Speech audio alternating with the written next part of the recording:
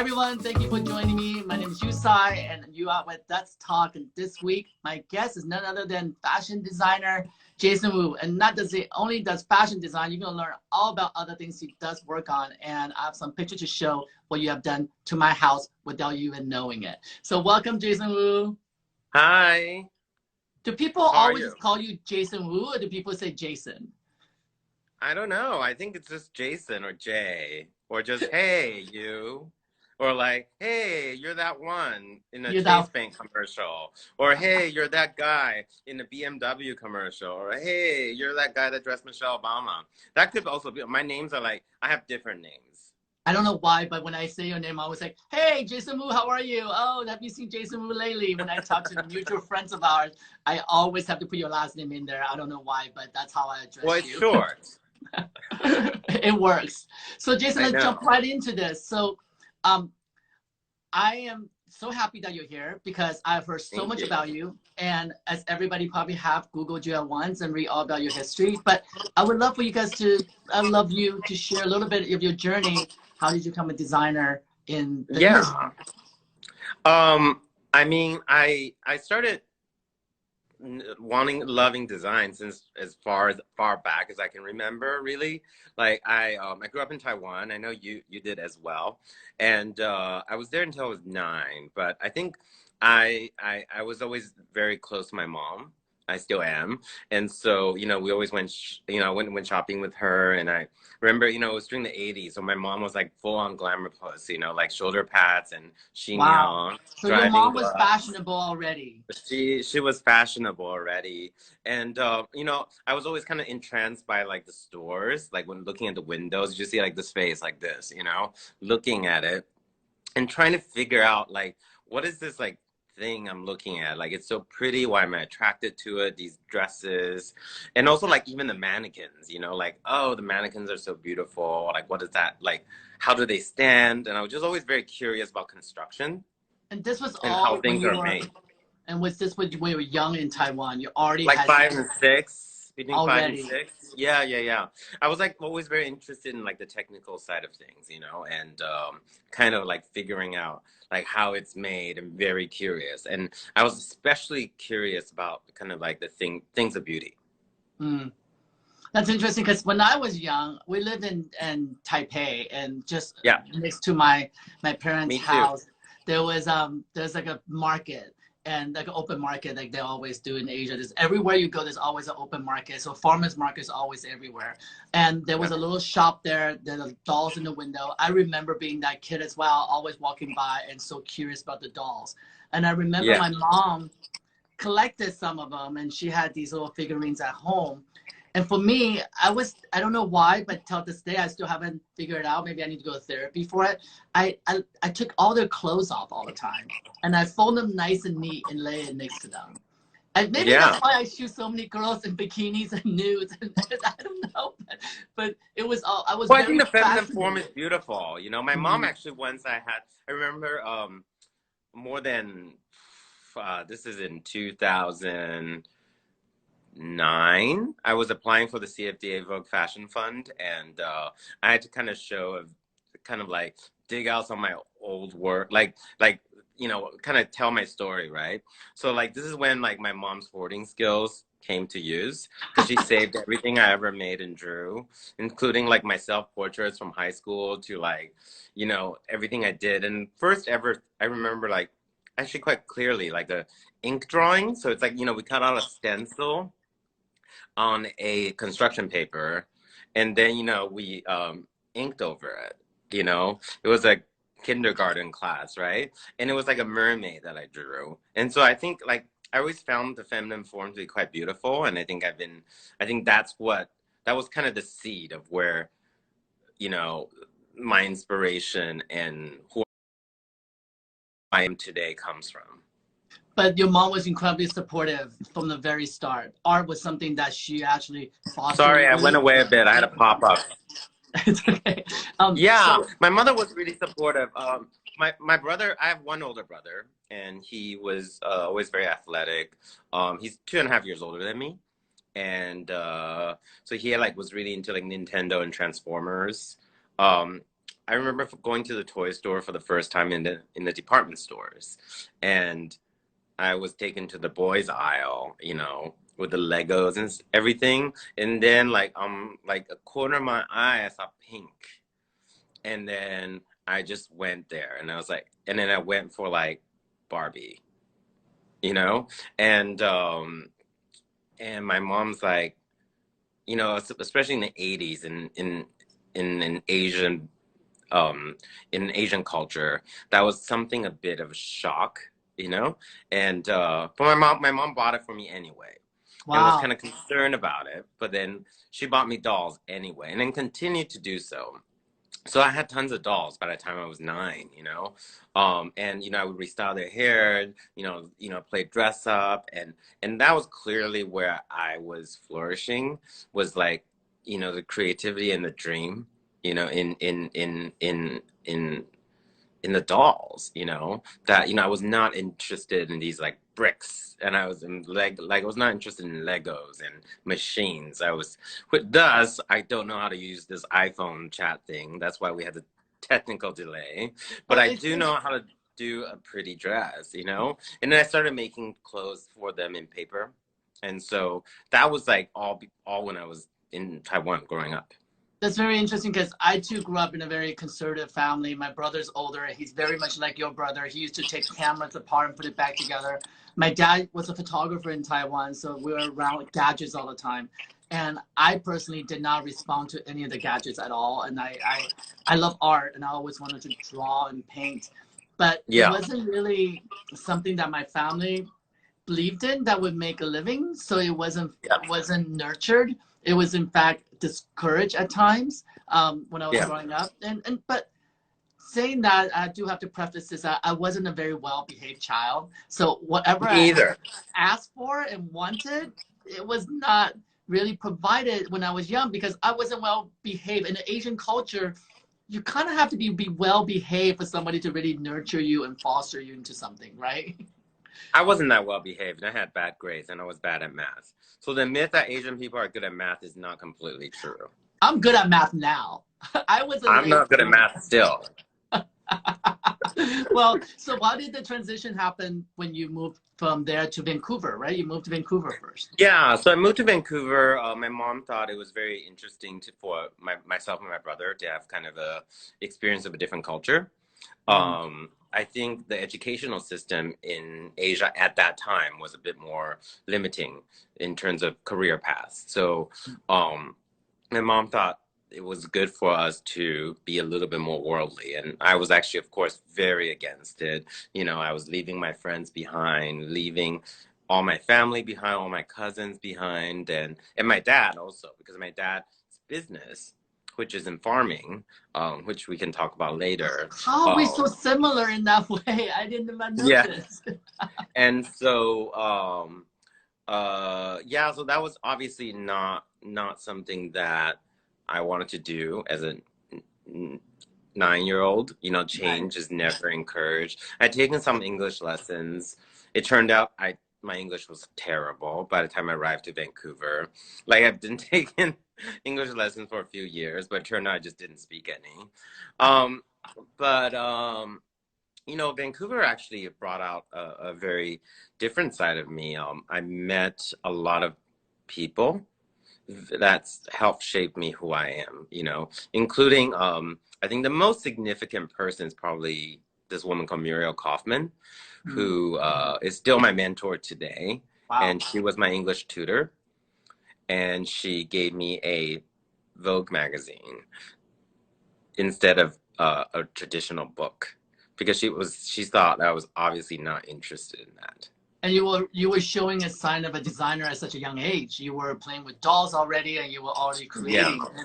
Yeah. And to me, it's so refreshing to hear that your path was protected. You were being protected, and people around you, and the mentor were helping you to shape who you are today. That's not very easy for immigrants. I think a lot of time is do what you can to be successful so you can provide for your own family later, right? That's how I was bred and how I was taught, that you become a doctor, you study really hard so you can become an attorney or whatnot. And those were the the Asian quote unquote stereotype of career you're supposed to have. And Yeah. it wasn't, I actually went through that path and studied pre-med, and not because my parents wanted me to. I had a passion in biology, and that's what I thought I was going to do. But it's interesting that what you love at the age of 5, 6, 7, when you first remembered, often fall back to exactly what you end up doing, you know? I think it's like that thing where first instinct is usually the right instinct. And I do think people are, you know, born with certain qualities that makes us all unique. We're not ever the same. And the nurture But versus nature thing. that's a Yeah. beautiful thought. But if there were not people around you that supported that thought, you will continue to fight against your grain, and you wouldn't be who you are today, I would think, right? I think I would have disappeared, or I would have just been unhappy, or I would have not realized my full potential, you know. And I think that's something that I'm very grateful for, to have a family that really that really supported me, you know, especially coming from a more conservative cultural background. I think today is so different, and it's really so encouraging to see like how open everybody is to look at careers. You know, I mentored a group of students in last year at and I would say 80% of them were Chinese, and that was very Wow. different. Yeah, that was very, very different. Do you still speak Mandarin? Oh yeah, my phone's Sorry? locking out. My phone locked out a little bit because it says I don't have enough storage to talk to you. So let me ask that question again. So do you still speak Mandarin?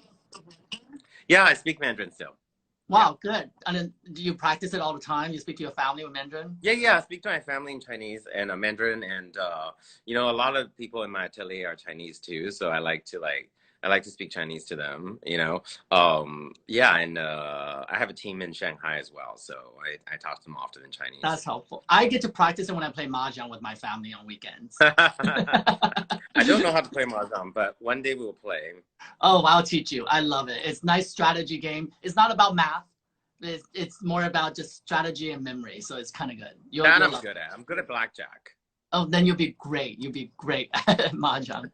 So how was it that culturally for you when you moved to Vancouver? For me, when I landed in America, we lived in Terre Haute, Indiana, which is like Midwest. It was very conservative. We're the only Asian family in the entire town. And there was a lot of struggle for me to define who I was and trying to figure out how I belong, to the point that for me personally, I've forgotten I'm Asian for a while. I just think that I belong in this group. I belong in that group. I belong in whatever group I wanted to belong to. And I lost my own identity. Did you find that to be true in Vancouver? Yeah, I mean, it's funny, right? I moved to Vancouver. I went to school, and I had like sauteed cabbage, some chicken soup, and rice for lunch. And then like everybody made fun of me. I was like, I had those like heat cans, I you know, have that comes in those different levels. And like today, if you gave me like sauteed cabbage with garlic and like chicken soup and rice, I'd be in heaven, right? But like the 10-year-old me in the school, and everyone was having like Lunchables and pizza, and everybody was like, oh my God, you're having cabbage and rice. It's so like not cool. So I actually definitely struggle with my identity there for a little bit. And also there's like the ideals of beauty, right? I was always enamored by the Western standard beauty in people, and because all the examples around me were that. So it was something that also kind of made me feel like I wanted to be, you know, I didn't know where I belonged a little bit. I agree with you 110%, because for creative people, we try to find things that we can attach to, and we can, because that's what fosters the creativity when you're among people who do the same thing. And in America back, I'm older than you, so before your time, that we didn't see Asian people on television. We didn't have an Asian community until we moved from Terre Haute, Indiana, to all the way to California. Then it became more diverse. So your journey from Vancouver to New York? What was the reason that you moved to New York? Well, so I went to boarding school first because I promised my mom I'd go to boarding school and, you know, get like a great education that was not just fashion. I was more well-rounded. I hated her for it at the time. So, but now I actually am really, really glad she did. I learned so much. You know, I think you can't ever be in one industry and only know that industry. I think you have to know a little bit of everything. You have to know about the world because we're all connected in that way, right? Creative people are connected to business people, and everybody's creative in one way or another, and we all sync up in one way or another. But we act as a unit, as a whole, you know? And you know, today, you know, when you look at the situation in the world right now to see how people can unite, in such an interesting way, it's very interesting. So I think, you know, and also just tapping into things that you didn't think you were good at or you didn't do as much before. For me, it's like I'm cooking every day now, you I know? love it. So, which is something I always liked before, but like it wasn't like something I fully tapped into. It was just something I did like once every 2 weeks for a dinner party kind of a thing, not like every single day, right? It's to like we're all connected in one way or another, and so I think that's really important to know. And so to know everything else, and after that, I went to France for an school program, exchange student program, and I met two of my best friends that I'm still best friends with today, Olivia and Greta. They're top. I told them to sign on, but they probably didn't. They're bad girls. But you know, there I kind of saw like the big French houses. You know, went to Paris, Champs-Élysées, and went to, you know, all the fancy stores. So definitely like during that time, I got a lot of culture instilled in me, you know, in every single way. At that time, did you feel like designing was going to be your path and your goal? By the time I was 16, I pretty much figured it out. I was already fully into it, you know. I was obsessed with, you know, I was obsessed with designers, especially like Galliano in the 90s was my obsession for Dior, like that. You know, Christian Lacroix was my hero and still is my hero, you know, and I was just looking at the designers of the time, and you know, I had every issue of Vogue and Bazaar, you know, and I just kind of poured over them.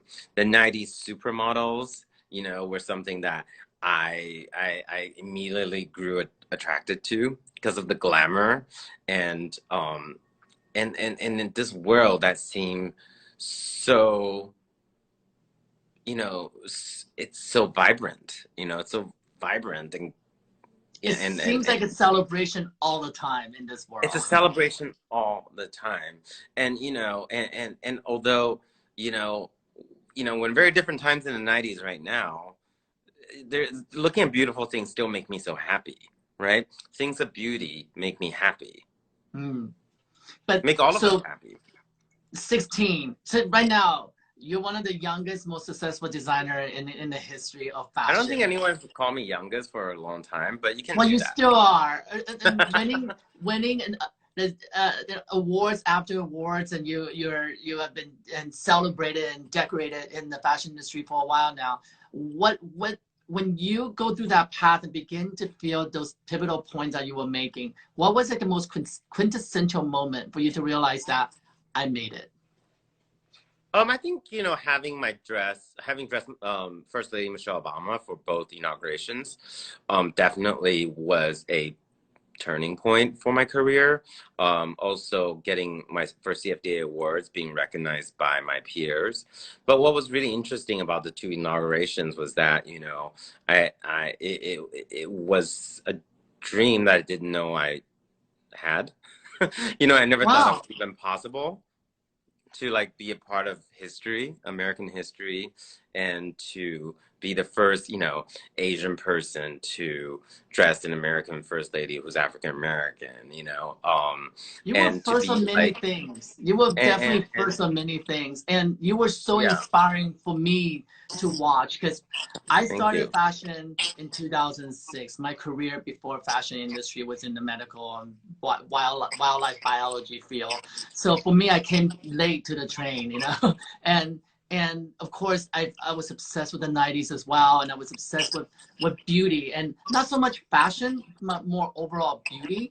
I would know a difference between one brand to the other at that time. Now, over time, have been well educated, and then you need to be diversify your knowledge when you're on set to know that this is a Jason Wu dress and this is a somebody else's or whatnot. And that came with time. So, but for you, when that pivotal moment happened, what was going through your mind? Did you go, this is it. This is a starting point? Because no one before you have done that. We have a lot of people dress Claudia Schiffer. We have a lot of people dress whoever was on the red carpet by that time. But this is the inauguration. This is Michelle Obama. Yeah, I mean, I think it was just such a surreal moment. I remember like I was like having pizza in my apartment at the time with my husband, my now husband, but my boyfriend then, Gustavo, who works with me, and like the pizza dropped, and like I just started bawling my eyes out. You know, I'm like, oh my God, because I didn't know for like 2 months, right? Wow. So I had no idea, not a word, not a peep. And then I was like, and then I saw it, and then I saw it on the screen. She came out, and I was like, I bawled my eyes out. Like I cried like a baby. I was just like, there was just so much emotion. Like I was like, are you fucking kidding me? Wait, can you say that? Oh, guess on Instagram you can swear, right? I was like, are you fucking joking me? Like, first of all, I never win first prize in general, so like I'm not very good at like that. And I was like, I was like, this is actually happening. That's so surprising because from our perspective, from an outside people perspective, that we thought that you have already worked with her, fitted her, you were probably behind the scenes, pinning her before she walked out. This is so refreshing. No. I never met her until that point. It was all through, liaisons in between. And I remember I flew the dress over around on the day before Thanksgiving. And I flew, and at that time, I had a $50 upgrade to first class to fly to LA, and I never rode first class before. So like, but I wanted to hang the dress because I didn't want to let it go. So I splurged because we had like no money then, and it was just like, I was like, I'm flying there with the dress. Something about flying this, like, no matter if it gets picked or not, something about putting this in a shipping box and shipping it makes me very uncomfortable. So I went and bought a ticket, and that was back then when like upgrades were much easier, and like I had that dress, and then I sent it off, dropped it off, went back, and at that time, this was 2008 November, and I remember, and by then she hadn't worn any of my designs yet. She had my designs. I went back to the hotel, and when I went back to the hotel, I turned on Barbara Walters, and there she was wearing a dress I had made her several months before for the first interview her and President Obama did. So that was something that's really, really kind of like all of it. It was like kind of it all kind of like all the stars aligned, I guess, and it was just this kind of amazing moment throughout my journey, and that was really special, and we continue to have a great relationship. Well, I want to thank you for paving that road for, I can almost tear up right now thinking about that moment, because I started shooting at 2006. And when I saw your dress and the name flashed that Jason Wu did this, and I, of course, Googled you and find out who you were. I go, oh my God, he's from Taiwan, and he came to the United States, and he had this passion for art. He's doing it, and he's dressing this incredible pivotal moment in history of our time. And it wasn't the news about you dressing Jennifer Lopez or stuff that we hear all the time. It's not sensationalized. It was truly about this incredible, beautiful moment of First Lady. I knew then it was possible for me in the industry. And I need to thank you for that, because it truly at that time, only other Asian person who was in the industry that I knew, it was Walter Chen, who was shooting Vogue covers in the 90s. And that's and I didn't know how to get hold of him. There's no Instagram for me to DM anyone. And here I am. There's no finding DMs back then. It was like, so it was, and so for me to really to get to see your journey from afar, I felt Thank so you. close to you in that way that you celebrated your work and you allow other people who can relate celebrate with you, and that I think. Yeah, it was a celebration, and it's great, you know, and it was great from the first day to the you know, to the final day. It was you know, she was also wearing Jason Wu in the last, you know, in last day, and I think it's great, and I think that's what's great is, you know, is that that experience really taught me that, you know, my work as a fashion designer can have a greater cultural influence just because, you know, definitely in my hometown Taiwan and also across China, like, you know, I think we, you know, this action, which I did not anticipate, had changed a lot of people's mind about the letting their children pursue a career in the arts. That changed That things. absolutely, But I would absolutely. not. I cannot take credit for it all. Of course, there's so many amazing people like Ang Lee. You know somebody like a filmmaker, Wong Kar Wai. You know, like amazing you know, to like artists. There's so many, but it just takes, you know, many examples for a cultural shift to change, for an And appreciation to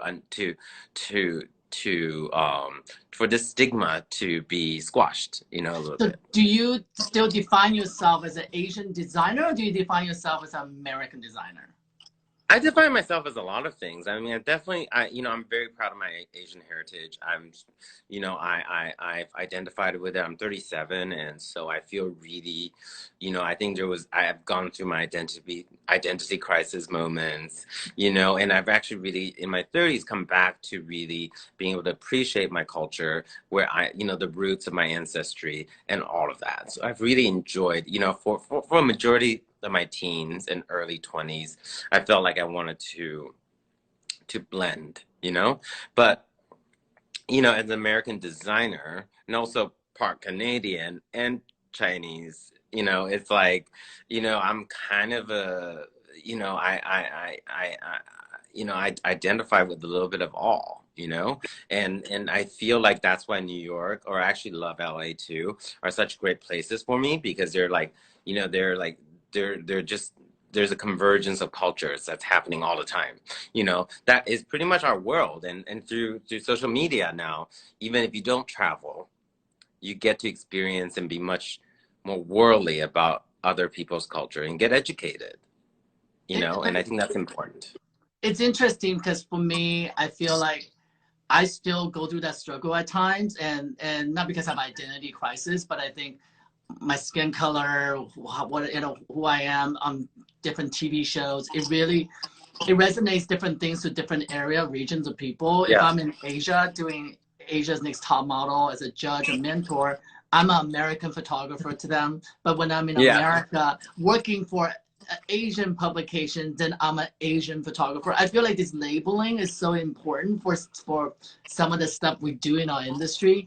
But Yeah. what's fascinating to me is how competitive the Asian community really are still in America. I don't Yeah. I don't know if you find that true or not, but Yeah, I do mean, you for find a sure. I mean, competitiveness with there's definitely other? like a little competitiveness. That I think being competitive was a lot more when I was younger. In my 20s, I was always like, you know, there's this Asian culture thing where it's like you have to always win. You have to always win. And like If in you're my not number 30s, I've one, you're relaxed a nobody. lot. Yeah, and I've actually, like, you know, relaxed a lot. You know, I definitely grew up with also when I was coming up in the industry in 2007 was when I started, right?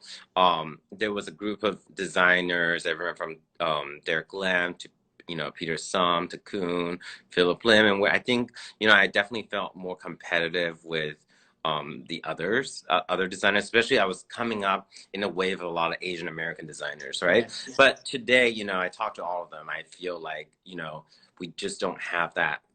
I personally, you know, I don't. I think we all feel like a lot more calm nowadays, Mm. and it's been a lot more supportive, especially when times are a lot more becoming weirdly more divisive nowadays. You know, like, you know, people are very divided on a lot of different topics, which is the way of the world, right? Right. But we also want to make sure we're there to support each other. And that's something that comes with time and maturity. I think I think when you're immature, you always want to beat out the competition and be the first of and the only one of your type kind to be up there. And then now today, I just don't feel that way anymore. Whether, it's with age or with experience or with the times or all of the above. I feel like it's very important for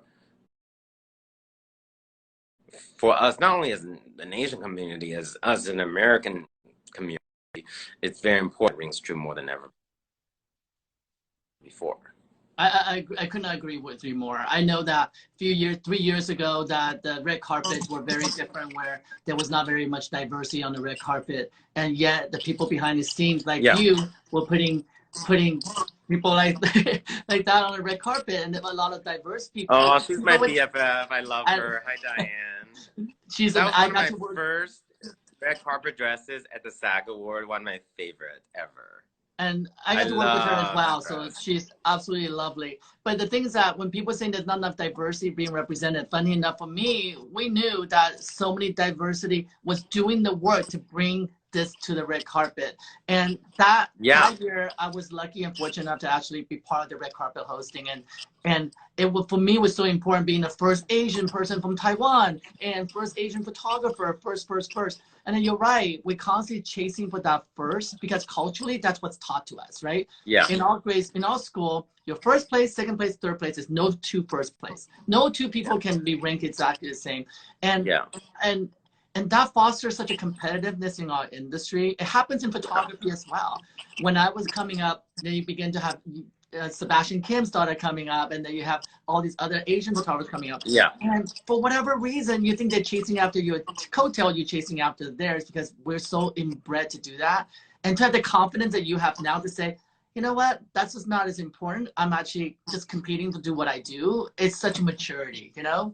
Yeah, I think I've really I have to say I've learned that lesson, I would say in the last 5, 6 years. In most of my majority of my 30s, I've really kind of had a kind of this like come to Jesus moment where I felt like I just did not feel like I needed the validation of others as much. I've also been in the industry for 12 years, and I feel like I have a certain ownership um to do what I do and to be able to share that with others without any prejudice. And I think that's really important, talking about diversity, for the Oscars this year, I dressed Rebel Wilson, and I worked with her stylist, Elizabeth Stewart, on the dress. We had like a very little amount of time. This all seemed like years ago, but it only happened like 3 months ago.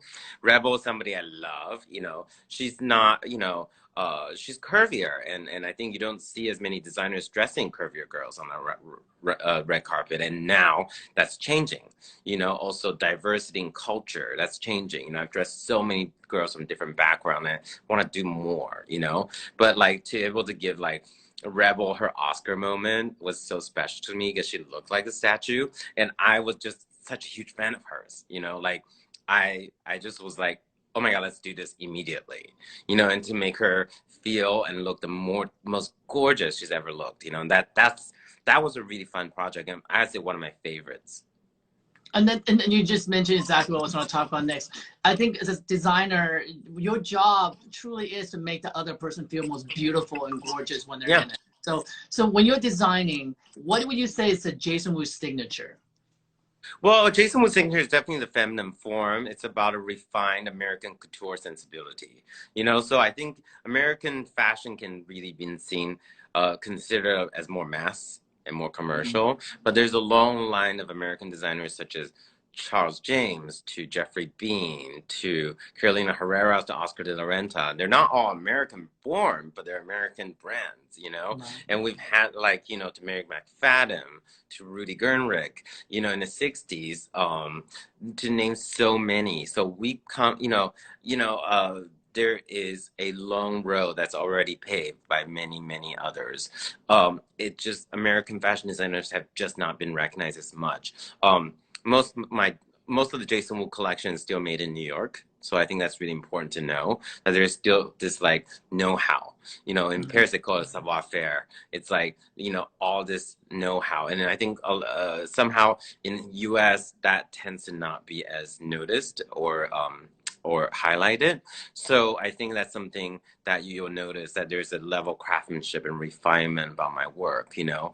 But yet, you know, there's a different take on it. There's something that's really much more American about it, even though I didn't grow up American. I was obsessed with American culture, obsessed, you know, starting with Hollywood. Hollywood was my utmost biggest inspiration, from like Breakfast at Tiffany's to, you know, Rear Window to, you know, you know, to The Women. You know, I was watching those movies right away in my teens, because, you know, and Lucille Ball, even there's a glamour and comedy about her that you know, to Dynasty in the 80s, you know, like Diane Carroll, And you know. And it's so funny you name all these people, because they are in a way comedians, in their way, the chameleons and the comedians, and that sense of humor. And from my perspective, when I see your clothes on many racks, and they're not ostentatious to me, and they're not stuck up, they're not so self-aware, but they're beautiful. That's how I see it. When, you know, when we as photographers come on set to shoot, we always get a chance to look at the rack with the stylist. And you mentioned Elizabeth Stewart, and what a great pairing, actually, because I know when Elizabeth Stewart shows up on my set, her clothes are going to be elegant. They're beautiful for a woman's body. Their form is just beautiful, impeccable. And that's what I think of your clothes when I look at your work. Now, I don't know textile. I don't know I don't know the pattern making process. I don't know any of it. But what I do know is how it falls on a person, on a beautiful woman, or whoever you're dressing. That it photographs flawlessly, right? It accentuates the most beautiful part of the woman, and that's, to me, that's beautiful, and that celebration of women empowerment in a way that, you know, and I love it, you know. And to go back to what I was saying earlier about details, you know, I was trying to figure out how mannequins work.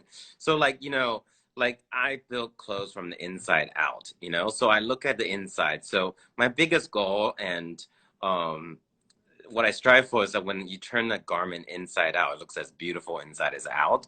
And I think that's something quite signature for me, you know, as a designer, that it's something that, you know, really takes a very, you know, definitely somebody who like notices those things. Is like, details. You know, You are very detail obsessed. Refined details. Yeah, and they're not necessarily ostentatious. You're right, and they're not always like the loudest. I wouldn't say I'm a loud designer, but I do like glamour, and I do like drama. But in the this is dramatic. This is very dramatic. Yeah, yet, you know, not ostentatious, and I think something that is, you know, refined. Also, I made miniatures of my clothes. You can see the two pictures there. Those two were both available on Net-a-Porter, and they were to celebrate the launch of my perfume on Net-a-Porter. And that's kind of a celebration of my past, which was learning fashion through designing for dolls. But I read somewhere that you were designing for RuPaul's doll series.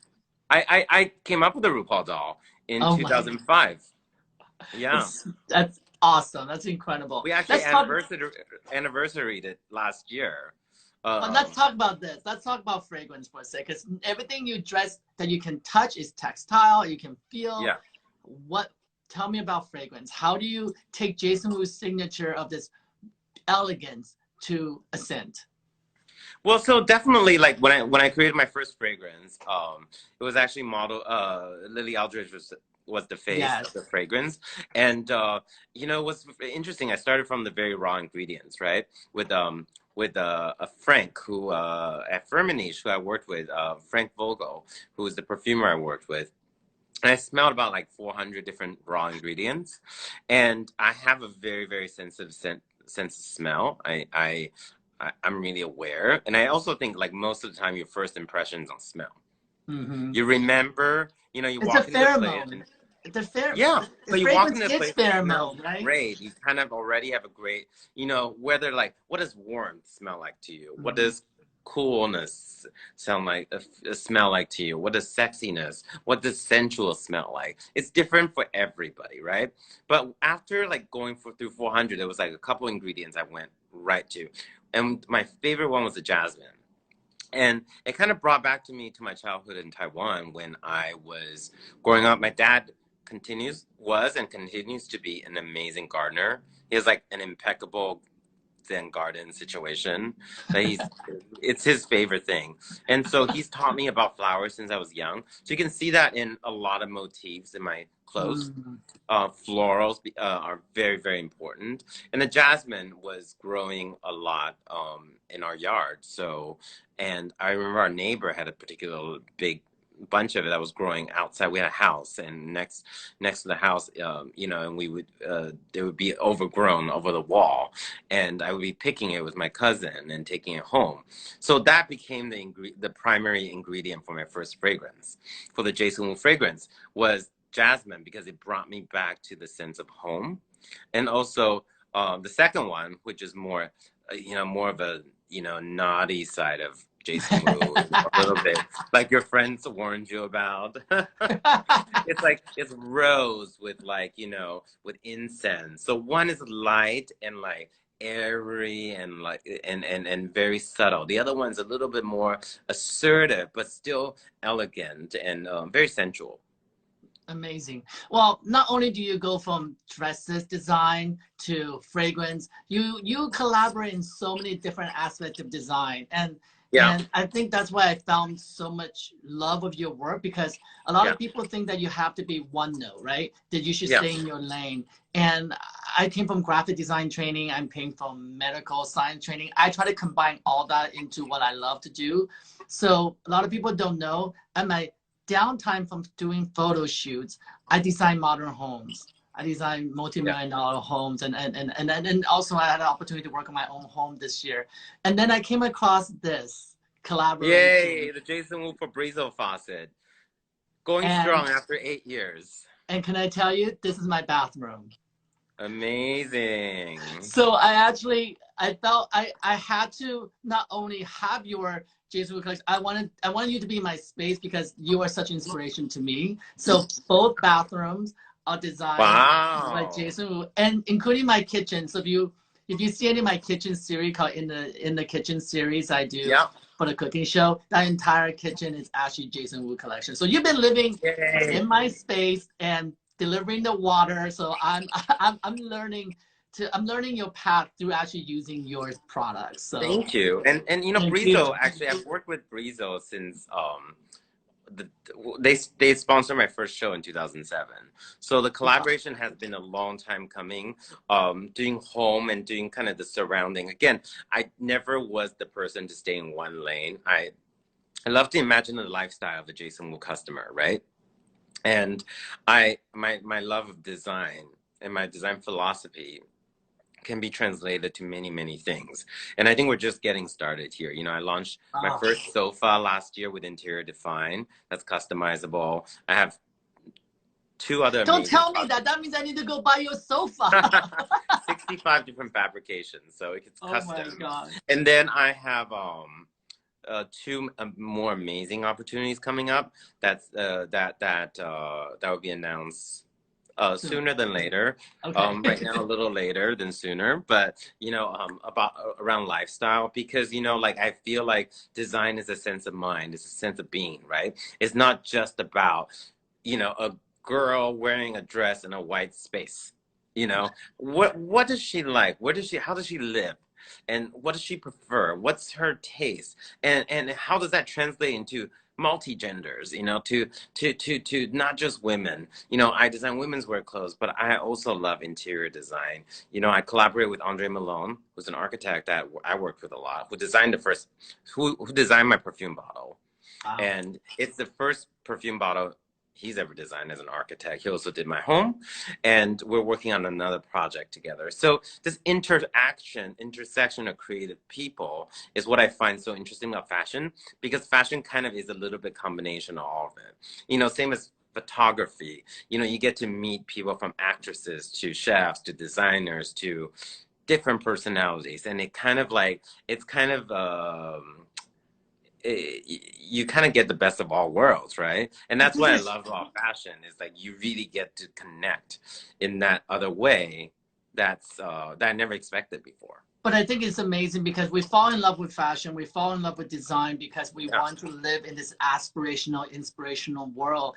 And Yeah. not only are you doing a piece of garment, you then just expand it into a lifestyle. So people can really, they can wear Jason Wu's dress, walk around in the Jason Wu bathroom and change in the Jason Wu in a sofa. I mean, that's what we all Yeah. hope to live through your eye, right? That's what this whole thing is One of my about. biggest idols is Ralph Lauren. You know, I think And he's successfully created that lifestyle brand yes. in such an interesting way. I'm doing it my own way, but he was always such an icon and continues to be such a good, big icon for me. He was the first designer to take me out to lunch. Wow. That was like, this was about like 8, 9 years ago. Yeah. And it was just him and me, you know, and again, see, I think, you know, when you look at an icon, fashion icon like Mr. Lauren, you notice like it's not about competing. It's about nurturing the next generation. I learned a lot about that from him, you know. And I remember giving him, along with 7 other designers, you know, from Tommy to Diamond Furstenberg and myself, different generations of designers, all giving him the Lifetime Achievement Award at CFDA 2 years ago. That was really, really special. Well, talking about taking you to lunch, now you're going to be taking everybody to lunch on Instagram. So tell me about this passion in cooking. I'm so in awe of listening to your story because I find so many different parallels that we have. So I'm so fascinated in talking to you. There's a lot of parallels, right? I feel like there's so many parallels of our path, whether it's historical from where we're born and where we're raised and how we're raised, and now you're cooking, and you know I love cooking, and I actually have a cooking show in Asia. So yeah, tell me the cooking passion. Well, I always love cooking because I grew up like watching my mom cook. My mom's a great chef, right? And again, Asian she's like moms are the best, right? Asian moms are the best. Really the best. Kind of everything. They hold everything together. The whole families. Yes. Like and so, you know, it started like in my 30s. I started learning my mom's recipes after my grandmother passed. I realized that, you know, it was really up to me to, you know, start learning the family dishes, right? And so I started learning that from my mom. So everything from the beef noodle soup, which you have to have one day. I make a really good beef noodle soup. One of the best in New York. We need to exchange recipes on that one for sure. Yeah, exactly. Oh my. Like scallion pancakes, which I make. Oh my God, you and I. This week. So I don't know if you have a chance to look at street2kitchenasia.com. Yeah, I did. Yeah. So my recipe. We need to do one together. Absolutely. We need to wait. The next one we should do live. So I would love. So, you know, I've always more than cook with you. And cooking is just so fun because it's creative, right? But you know, since the world has kind of turned upside down in the last 30 days, you know, I've really been able to take that journey further. I started a food account called Mr. Wu Eats. Everybody, so please follow Mr. Wu Eats because I've been following it. It will make you hungry, though. I'm warning you guys. It started with the quarantine, and I was like, what do I do? I'm used to like socializing every single day outside, and I'm home every day just with my husband. And like, I'm like, what do I do after 6, like 7? Like, I don't like, you know, I'm used to seeing my friends and like being out or like, you know, being very social. And then so I started cooking a lot more. So my challenge, and it has been a challenge every single day, is every day I have to cook a dish I've never cooked before. Love, that's a great idea. So, you know, yesterday I made shakshuka for brunch, you know. The day before, I made a Thai curry fish, a technique I learned in Thailand, actually. The picture you posted earlier was gnocchis that I made about a week and a half, 2 weeks ago. So, and I made my first pizza. So Jason, and we're gonna have a cookbook soon. That's what everybody want to know. Are we gonna have a I don't Jason Wu know, but cookbook? let's see. I mean, my cookbook is going to be like Jason Wu around the world in 60 days of quarantine. You know what? I will buy that book anytime. You know, Well, so I think tonight's Swedish meatballs tonight. So welcome to the segment that some of the Q&As that we're gonna kind of fire away with you. So okay. Some of the questions that wait, let me take a sip. I love that you're in a professional setting and I'm like having wine, chilling. This is my my godson's toy room that I'm in. So on the left side, it's all Legos. Right in front of me is a cage full of iguanas of his. So I don't know how professional the setting is. I'm like having wine. I was like, it's wine o'clock. No, it's 1 o'clock since we started. So a couple of questions people want to know is that you have dressed so many celebrities and influential people already. Who would be somebody on your bucket list that you have not yet got to dress you would like to? Tilda Swinton. I just actually rewatched I Am Love and like over the weekend. And I was like, oh, she's so chic and I love that movie so much. So she's definitely the one.